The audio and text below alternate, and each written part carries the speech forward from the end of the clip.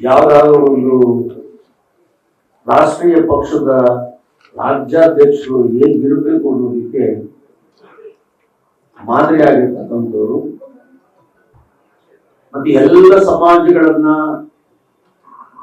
ತುಂಬಾ ಡೀಪ್ ಆಗಿ ಪರಿಶೀಲಿಸಿ ಯಾವುದೇ ಮುಲಾಜಿಲ್ದಿರ ಸರಿ ಇದ್ರೆ ಸರಿ, ಸರಿ ಇದ್ರೆ ಸರಿ ಇಲ್ಲ, ಲೀಡರ್ ಆದ್ರೆ ನೀನು ಲೀಡ್ರು, ನೀನು ಝೀರೋ ಆದ್ರೆ ನೀನು ಝೀರೋ ಅಂತ ಹೇಳಿ ಇಡೀ ಪಕ್ಷದ ಜೊತೆಗೆ ಎಲ್ಲರ ವಿಶ್ವಾಸವನ್ನ ತಕೊಂಡು ಸಾಮಾಜಿಕ ನ್ಯಾಯವನ್ನ ಪ್ರತಿಯೊಬ್ಬರಿಗೂ ಕೊಡಬೇಕು ಅನ್ನುವಂಥ ನಿಟ್ಟಿನಲ್ಲಿ ಇವತ್ತು ಕಾಂಗ್ರೆಸ್ ಪಕ್ಷವನ್ನ ಇಡೀ ದೇಶ ನೋಡುವಂತ ಮಟ್ಟಕ್ಕೆ ತಂದಂತ ನನ್ನ ಆತ್ಮೀಯ ಮಿತ್ರರು, ನನ್ನ ಸಹೋದರರು, ನನಗೆ ಮಾರ್ಗದರ್ಶಕರು ಆದಂತ ಸನ್ಮಾನ್ಯ ಶ್ರೀ ಡಿ ಕೆ ಶಿವಕುಮಾರ್ ಸಾಹೇಬ್ರೆ, ಎಐಸಿಸಿ ಪ್ರಧಾನ ಕಾರ್ಯದರ್ಶಿಗಳು ಇಷ್ಟೊತ್ತು ನಮ್ಮ ಸಮಾಜದ ಬಗ್ಗೆ, ವಾಟ್ ಈಸ್ ವಿಶ್ವಕರ್ಮ ಅನ್ನೋದ್ರ ಬಗ್ಗೆ ಬಹಳ ಅರ್ಥಪೂರ್ಣವಾಗಿ ಹೇಳಿದಂತ ಕರ್ನಾಟಕದ ಉಸ್ತುವಾರಿಗಳಾಗಿರ್ತಕ್ಕಂಥ ರಣದೀಪ್ ಸಿಂಗ್ ಸುರ್ಜೇವಾಲಾ ಸಾಹೇಬ್ರೆ, ನಮ್ಮ MLC ಆಗಿರ್ತಕ್ಕಂಥ ಸಲೀಂ ಅಹಮದ್ ಅವರೇ, MLC ಆಗಿರ್ತಕ್ಕಂಥ ನನ್ನ ಸಹೋದರ ಎಸ್ ರವಿ ಅವರೇ, MLC ಆಗಿರ್ತಕ್ಕಂಥ ಸಹೋದರ ದಿನೇಶ್ ಗುಳಿಗೌಡ್ರೆ, ನನ್ನ ಸಹೋದರಿ ಲೋಕಸಭಾ ಅಭ್ಯರ್ಥಿ ಆಗಿರ್ತಕ್ಕಂಥ ಸೌಮ್ಯ ರೆಡ್ಡಿ ಅವರೇ, ಮತ್ತೆ ಇವತ್ತಿನ ಈ ಕಾರ್ಯಕ್ರಮ ಕೇವಲ ಜನ ಸೇರಿಸ್ಬೋದು, ಆದ್ರೆ ಜಾತಿ ಜನ ಸೇರಿಸೋದು ಕಷ್ಟ. ಪಕ್ಷ ಕಟ್ಟಬಹುದು, ಜಾತಿ ಕಟ್ಟಕ್ಕಾಗೋದಿಲ್ಲ.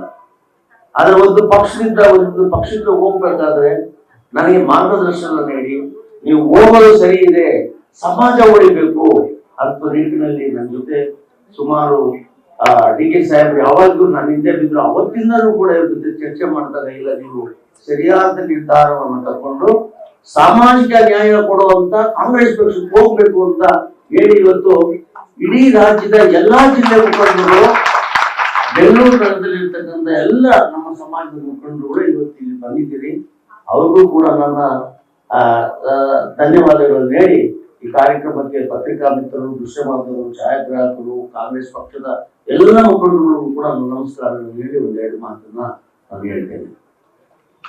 ನಾನು ಕಾಂಗ್ರೆಸ್ ಪಕ್ಷದಲ್ಲಿ ಸುಮಾರು 15 ವರ್ಷಗಳ ಕಾಲ ಇದೆ.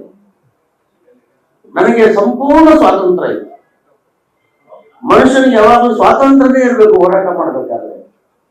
ಹಿಡಿತದಲ್ಲಿ ನೀವು ಹೋರಾಟ ಮಾಡೋಕ್ಕಾಗೋದಿಲ್ಲ. ಈಗ ಡಿ ಕೆ ಶಿವಕುಮಾರ್ ಸಾಹೇಬರಿಗೆ ಪೂರ್ಣ ಸ್ವಾತಂತ್ರ್ಯ, ಅದಕ್ಕೆ ನನ್ನನ್ನು ಅವರು ಆಯ್ಕೆ ಮಾಡ್ಕೊತಾರೆ. ಅವರು ಚಪ್ಪಾಳೆ ತಟ್ಟೋದ್ರನ್ನ ಅವ್ರು ಆಯ್ಕೆ ಮಾಡ್ಕೊಡೋದಿಲ್ಲ. ಈ ಸ್ವಾತಂತ್ರ್ಯ ಇದ್ದರೆ ನನಗೆ ಗೊತ್ತಾಗುತ್ತೆ ಏನ್ ಮಾಡ್ಬೇಕು ಅಂತ. ಅದನ್ನ ನನಗೆ ಸಂಪೂರ್ಣವಾಗಿ ಕಾಂಗ್ರೆಸ್ ಪಕ್ಷದಲ್ಲಿ ಏನೋ ಕಾರಣಾಂತರಗಳಿಂದ ನಾನು ಪಕ್ಷವನ್ನು ಬಿಡಬೇಕಾಯ್ತು. ಬಿಜೆಪಿ ನನ್ನನ್ನು ಕರ್ಕೊಂಡ್ಬಿಡ್ತು. ಅಲ್ಲಿ ನನ್ನ ಯೋಗ್ಯತೆಗೆ ತಕ್ಕವಾದಂತ ಕೆಲಸ ಕೊಡ್ತಾರೆ. ಸಾಮಾಜಿಕ ನ್ಯಾಯ ಕೊಡಿಸೋದಿಕ್ಕೆ ಹಿಂದುಳಿದ ವರ್ಗದಲ್ಲಿರ್ತಕ್ಕಂಥ ವಿಶ್ವಕರ್ಮ ಸಮಾಜವನ್ನು ಒಳಗೊಂಡಂಗೆ ಕಾಯಕ ಸಮಾಜಗಳಿಗೆ ನನ್ನಿಂದ ಒಳ್ಳೇದಾಗತ್ತೆ ಅಂತ ಭಾವಿಸೋದು. ಆದ್ರೆ ಒಂದು ಸ್ಪಷ್ಟವಾಗಿ ಕೊಡ್ತೇನೆ, ನನ್ನ ಜೀವಮಾನ ಒಂದು MLC-ಗೋಸ್ಕರ ಅಲ್ಲ. ನಾನೊಂದು ಕೊಳಚೆ ಪ್ರದೇಶದಿಂದ ಬಂದರು. ನನ್ನ ಗುರಿ MLC ಆಗೋದಲ್ಲ. ಈ ಹಿಂದುಳಿದ ವರ್ಗದಲ್ಲಿ ಹುಟ್ಟಿರ್ತಕ್ಕಂಥ ನಮ್ಮಂತ ಸಮಾಜಗಳಿಗೆ ಒಂದು ಧ್ವನಿಯಾಗಬೇಕು ಅಂತ ನಾನು ಹೋರಾಟ ಪ್ರಾರಂಭ ಮಾಡಿದ್ರು. ನನಗೆ MLC ಮಾಡಿ ಕರ್ಕೊಂಡೋಗಿ ಅವ್ರು ಕೂರಿಸ್ಬಿಟ್ರು. ನಾನು ಅಧಿಕಾರ ಅಥವಾ ನನಗೊಂದು ಗೌರವಕ್ಕೋಸ್ಕರ ನಾನು ಹೋಗ್ಲಿಲ್ಲ. ನನ್ನನ್ನು MLC ಮಾಡಿದ್ರು. ನಾನು ಅವ್ರಿಗೆ ಧನ್ಯವಾದ ಹೇಳ್ತೇನೆ. ಭಾರತೀಯ ಜನತಾ ಪಕ್ಷದ ಎಲ್ಲ ಕಾರ್ಯಕರ್ತರಿಗೂ ಧನ್ಯವಾದ ಹೇಳ್ತೇನೆ. ಆದ್ರೆ ನಮ್ಮಂತನ್ನು ಕೂರಿಸಬಾರ್ದು, ಮೂಲೆ ಗುಂಪು ಮಾಡಬಾರ್ದು. ನಮ್ಮಿಂದ ಕೆಲಸ ತಗೋಬೇಕು. ನಾನು 50 kg ಹೊರ್ತೀನಿ ಅಂತ ಹೇಳಿದ್ರೆ ನನ್ಗೆ 60 kg ಕೊಡ್ಬೇಕು ಹೊರಕ್ಕೆ. ಅದು 50 kg ಹೊರವನ್ಗೆ ತಗೊಂಡೋಗಿ 500 ಗ್ರಾಮ್ ಕೊಟ್ಬಿಟ್ಟು ನೀನು ಗೌರವ ಕೊಟ್ಟಿದ್ದೀನಿ ಅಂತ ಹೇಳಿದ್ರೆ ಸಮಾಜದಲ್ಲಿ ಆಗೋದಿಲ್ಲ. ಅದರಿಂದ ನನಗೆ ಬಹಳ ಮುಂದೋಗ್ಬಿಟ್ಟೆ. ನಾನು ನಮ್ಮಂತವ್ರಿಗೆ ಗೌರವ ಅಲ್ಲ ಮುಖ್ಯ, ಬದುಕು ಮುಖ್ಯ. ನಮ್ಗೆ ಈ ದೇಶವನ್ನ ಕಟ್ಟದಂತವ್ರು ನಾವು, ಈ ದೇಶದ ಸಂಸ್ಕೃತಿಯನ್ನ ಉಳಿಸಿದಂತವ್ರು ನಾವು. ನಾವು ಹೇಳಿದಾಗ ಬದುಕಬೇಕು, ಎಲ್ಲ ಕಾಯಕ ಸಮಾಜಗಳು ಬದುಕಬೇಕು ಅಂತ ಆ ಸ್ಥಿತಿನಲ್ಲಿದ್ದಾಗ ನನ್ನ ತಗೊಂಡೋಗಿ ಕೂರಿಸೋದು ತೊಂದರೆ ಇಲ್ಲ. ಆದ್ರೆ ನನಗೆ ನೊಂದೋಗ್ಬಿಟ್ಟೆ. ನಾನು ಕರೋನಾ ಅಂತ ಸಂದರ್ಭದಲ್ಲಿ ನಮ್ಮ ಸಮಾಜದವರಿಗೆ ಕೇವಲ 2,000 ರೂಪಾಯಿ ಕುಡಿ ಹಿಂದೆ ಆ ಬೆಳ್ಳಿ ಕೆಲಸ ಮಾಡೋರು, ಆ ಕಾರ್ಪೊರೇಟ್ರು, ಆ ಚಿನ್ನದ ಕೆಲಸ ಮಾಡೋರು, ಆ ಶಿಲ್ಪಿಗಳು, ಆ ಮರಗೆಲಸರು 2,000 ರೂಪಾಯಿ ನನ್ನ ಕೈಲಿ ಕೊಡ್ಸಕ್ಕಾಗಿಲ್ಲ ಅವತ್ತಿನ ಸರ್ಕಾರದಲ್ಲಿ. ಎಷ್ಟು ನೊಂದೋಗಿರ್ತೀನಿ ನಾನು ಹೇಳೋದಕ್ಕೆ FLC ಮಾಡಿಸ್ಕೊಳಕ್ಕೆ ಏನೂ ಆಗ್ಲಿಲ್ಲ ನನಗೆ. ನೊಂದೋಗ್ಬಿಟ್ಟೆ. ಅವತ್ತು ನನಗೆ ಆಶ್ರಯ ಕೊಟ್ಟವರು, ಶಕ್ತಿಯಾಗಿ ಮಾತಾಡಿದಂತರು ಸನ್ಮಾನ್ಯ ಡಿ.ಕೆ. ಶಿವಕುಮಾರ್ ಅವರು. ನಾನು ಈ ಸಭೆಯಲ್ಲಿ ಸನ್ಮಾನ್ಯ ಸಿದ್ದರಾಮಯ್ಯನವರು ನೆನಪು ಮಾಡ್ಕೊತೇನೆ. ಅವರು ನಾನು ಸೇರೋದಕ್ಕೆ ಸಂಪೂರ್ಣ ಆಶೀರ್ವಾದ ಮಾಡಿದ್ದಾರೆ. ಇಲ್ಲ, ನಂಜುಂಡಿಯವರು ಬರಬೇಕು ಅಂತಿತ್ತು. ಆದ್ರೆ ಇವತ್ತು ಕಾರಣಾಂತರ, ಇವತ್ತು ಡಿ.ಕೆ. ಶಿವಕುಮಾರ್ ಸಾಹೇಬ್ರಿಗೆ 11 ಕಡೆ ಮೀಟಿಂಗ್ ಇದೆ, ಅದನ್ನು ಬಿಟ್ಟು ಬಂದಿದ್ದಾರೆ. ಸಿದ್ದರಾಮಯ್ಯನವ್ರು ಏನ್ ಮಾಡಿದ್ರು? ವಿಶ್ವಕರ್ಮ ಜಯಂತಿ ಮಾಡಿದ್ರು, ವಿಶ್ವಕರ್ಮ ಅಭಿವೃದ್ಧಿ ನಿಗಮ ಮಾಡಿದ್ರು.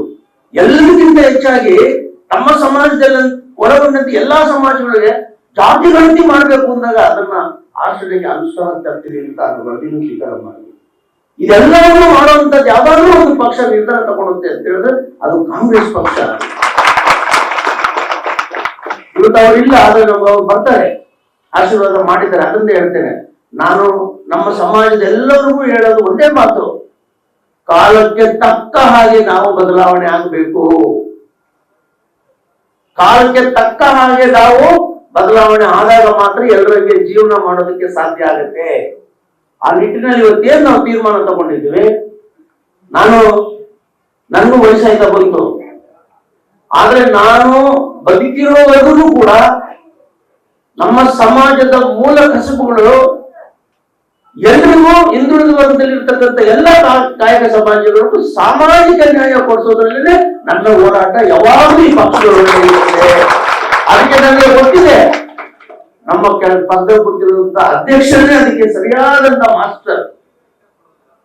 ಡಿ.ಕೆ. ಶಿವಕುಮಾರ್ ಅವರು ಮಾತ್ರ ಮಾಸ್ಟರ್. ನಮಗೆ ಆಶೀರ್ವಾದ ಮಾಡ್ತಾರೆ, ಎಲ್ಲ ಕಾಯಕ ಸಮಾಜಗಳಿಗೂ ಧ್ವನಿ ತಂದು ಕೊಡ್ತಾರೆ ಅಂತ ನಂಬಿದ್ದೇನೆ. ಅದು ಹಾಗೆ ಆಗ್ತದೆ. ಅದಕ್ಕೆ ನಮ್ಮ ಸಮಾಜದ ಎಲ್ಲ ಬಂಧುಗಳಿಗೆ ಹೇಳೋದು, ನಾನು ಎಲ್ಲೆಲ್ಲಿದ್ದೀರಾ, ಯಾರ ಒತ್ತಡಕ್ಕೂ ಮಣಿಬೇಡ್ರಿ. ನಾವು ಬದುಕಬೇಕು ಅಂತ ಹೇಳಿದ್ರೆ ರಾಜಕೀಯ ಜ್ಞಾನ ತಗೋಬೇಕು ಅಂತ ಹೇಳಿದ್ರೆ ನಮ್ಗೆ ಪೂರ್ಣವಾದ ಮಾಹಿತಿ ಸಿಗ್ಬೇಕು. ಅದಕ್ಕೆ ಎಲ್ಲರೂ ಕೂಡ ಇವತ್ತಿನಿಂದ ಕಾಂಗ್ರೆಸ್ ಪಕ್ಷದ ಅಭ್ಯರ್ಥಿಗಳು ಈ ರಾಜ್ಯದಲ್ಲಿ ಲೋಕಸಭೆಯಲ್ಲಿ ಎಲ್ಲೇ ನಿಂತಿದ್ದಾರೆ ಅಲ್ಲೆಲ್ಲರೂ ಕೂಡ ನಮ್ಮ ಅಭ್ಯರ್ಥಿಗಳಿಗೆ ಮತ ಆಗುವಂತ ಕೆಲಸ ಮಾಡಬೇಕು. ಈಗ ನಾನು ಪ್ರತಿ ತಾಲೂಕು, ಪ್ರತಿ ಜಿಲ್ಲೆ, ಪ್ರತಿ ಹೋಬಳಿಗೂ ಬರ್ತೇನೆ.